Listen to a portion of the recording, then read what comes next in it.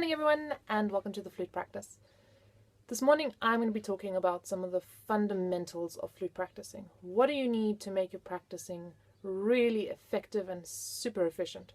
We're going to be talking about some things to do before we practice, some things to do after your practice, but looking at really how we can get the most out of our practice.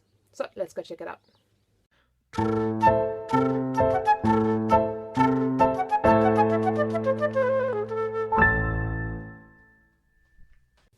Okay, so the first thing, and I think, kind of logistic basic stuff, organizing a practice space.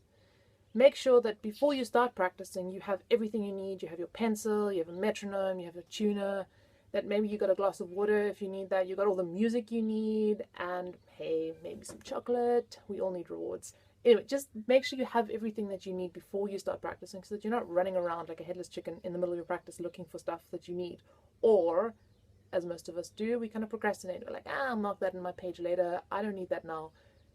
Seriously, you do need it now, and you're going to save yourself a lot of time and trouble if you just get everything you need before you practice. So organize your space. Cool. So the next thing we need to talk about is taking breaks. This is not a boot camp. This is your flute practicing or your other practicing. You're not supposed to kind of do this for 3 hours on end without a rest. I used to do this in first year and second year at university. I need to kill myself doing it. You increase your chances of getting pain and all that stuff. And really, you just need to take a few human moments and take a break. So, my advice is 25 minutes and then 5-minute break. Do this for like 2 to 3 hours before you take a longer break. Sometimes you need more breaks. Sometimes you need less breaks. Sometimes you can go for a bit longer. Sometimes you can go for a bit shorter.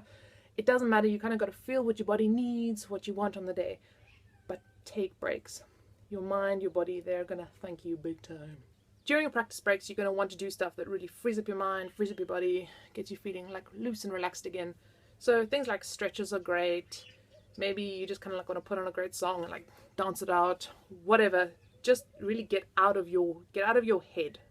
Stop thinking about the music in your break. Do something totally different, even if it's just like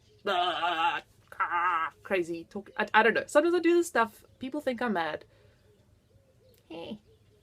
Cool. So I think one of the really awesome things about this taking a break system is that within these breaks you can do the next thing that I really recommend, which is setting goals. So you have a 25-minute practice session, and in these 25 minutes you say, okay, I'm going to practice my scales for 25 minutes, or I'm going to do articulation for 25 minutes, tone exercises, whatever. Maybe that really, horrible passage on page 3 of my piece. Set yourself goals for each little practice session, or for a whole practice day, a whole practice week. This week I'm really going to sort out my triple tonguing. It sucks. Setting goals really makes your practicing more efficient. It gives you direction in your practice, and it kind of makes you feel like you know what you're doing. You're not just kind of like floating around. Even keep a notebook. I sometimes do this. I actually get a notebook out and I write down what I've done every day and what my goals are for the week and what my goals are for the next months, even whatever. This is really helpful. So maybe do that as well. Cool, so let's get to the really fun bit, which is experimentation and creativity. I think this is such an essential part of practice, and we just don't do it enough. Really, take some time in your practice to experiment. Just dedicate some time just to experimentation. I think so often we think we gotta like hammer out those difficult passages, or we gotta just like technique today. But actually, we should be much more curious about our practicing. We should be trying new stuff out and experimenting and just having fun.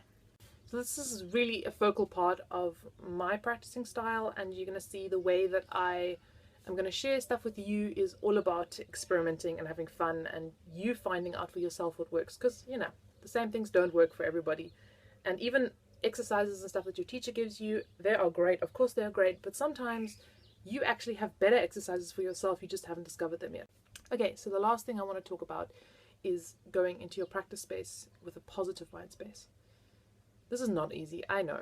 I think, as musicians, we are dealing with so much that's going on all the time, dealing with pressures of auditions and lessons and concerts. We have to really learn to deal with this and not bring this into our practicing, because what happens, we bring in negative stuff and our practicing becomes negative, our playing becomes negative, and it becomes counterproductive actually. There are some simple ways to make sure that you stay positive in your practice. Go for a walk, watch some vines, I don't know, have a chat with somebody that you really like or care about. just do anything. Do some yoga, you know, go like sprint it out on the beach, like whatever, it doesn't matter. Just do something that will make you feel better and more positive. Sometimes it's just about like kind of talking to ourselves like a psychopath, you know, like come tats, we can do this today. Okay, maybe people will think you're crazy, but hey, you're a musician, they probably already do, so don't kid yourself. Great, so those are my 5 fundamentals of practicing. Comment below, let me know what you think, let me know what works for you, what doesn't work for you. Yeah, visit our website